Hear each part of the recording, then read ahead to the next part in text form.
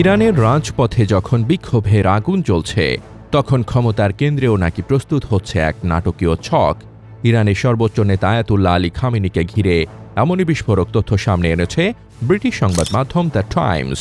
পশ্চিমা গোয়েন্দা প্রতিবেদনের বরাতে তারা জানিয়েছে, পরিস্থিতি নিয়ন্ত্রণের বাইরে চলে গেলে দেশ ছেড়ে রাশিয়ার রাজধানী মস্কোতে আশ্রয় নেওয়ার একটি বিকল্প পরিকল্পনা, যাকে অভ্যন্তরীণভাবে প্ল্যান বি বলা হচ্ছে, আগেই প্রস্তুত করে রেখেছেন খামেনি। প্রতিবেদন অনুযায়ী ইরানের চলমান গণবিক্ষোভ যদি আরও তীব্র হয় এবং নিরাপত্তা বাহিনী তা দমনে ব্যর্থ হয়, অথবা সেনা ও নিরাপত্তা কাঠামোর ভেতরে যদি খামেনির প্রতি আনুগত্যে ফাটল দেখা দেয়, তাহলে দ্রুত দেশত্যাগের পথ বেছে নেওয়ারও প্রস্তুতি রয়েছে তার। এই পরিকল্পনায় সর্বোচ্চ ২০ জনের একটি ছোট দল অন্তর্ভুক্ত থাকার কথা বলা হয়েছে।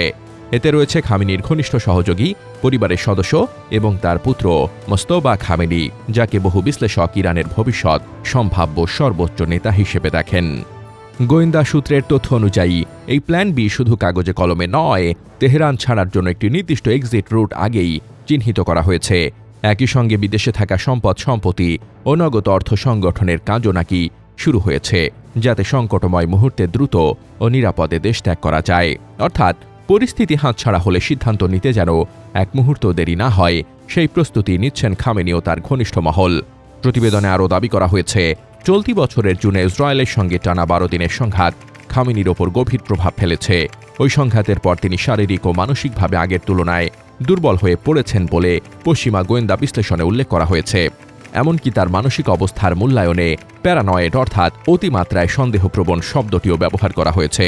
গোয়েন্দাদের মতে চারপাশের সবকিছুকে সম্ভাব্য হুমকি হিসেবে দেখার এই প্রবণতাই তাকে পালানোর বিকল্প পথ নিয়ে ভাবতে বাধ্য করেছে। একই সঙ্গে প্রতিবেদনে আরও একটি গুরুত্বপূর্ণ দিকও তুলে ধরা হয়েছে। আদর্শগতভাবে খামেনি বরাবরই কঠোর এবং আপোষহীন হলেও কৌশলগত সিদ্ধান্তের ক্ষেত্রে তিনি বাস্তববাদী। দীর্ঘমেয়াদী লক্ষ্য অর্জনের জন্য প্রয়োজনে সময়ক্ষেপণ, সমঝোতা কিংবা পিছু হটার কৌশলকেও তিনি দুর্বলতা নয়, বরং দূরদর্শিতা হিসেবে দেখেন। নিজেকে তিনি একজন লং গেম প্লেয়ার হিসেবেই প্রতিষ্ঠা করেছেন, যিনি তাৎক্ষণিক আবেগের বদলে ভবিষ্যৎ টিকে থাকার দিকটিকে বেশি গুরুত্ব দেন।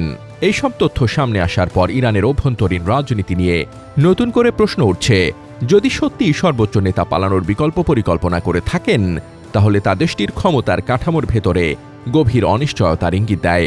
বিশ্লেষকদের মতে এই প্রতিবেদন শুধু খামেনির ব্যক্তিগত নিরাপত্তা ভাবনাই নয়, বরং ইরানে চলমান অস্থিরতা, নেতৃত্বের ভবিষ্যৎ এবং রাষ্ট্রের স্থায়িত্ব নিয়েও বড় ধরনের প্রশ্ন তুলেছে। বিক্ষোভের চাপে নড়বড়ে হয়ে ওঠা ইরানের ক্ষমতায় শীর্ষস্থানীয়রা কি সত্যি পালানোর প্রস্তুতি নিচ্ছে, নাকি এটি কেবল মনস্তাত্ত্বিক যুদ্ধের অংশ?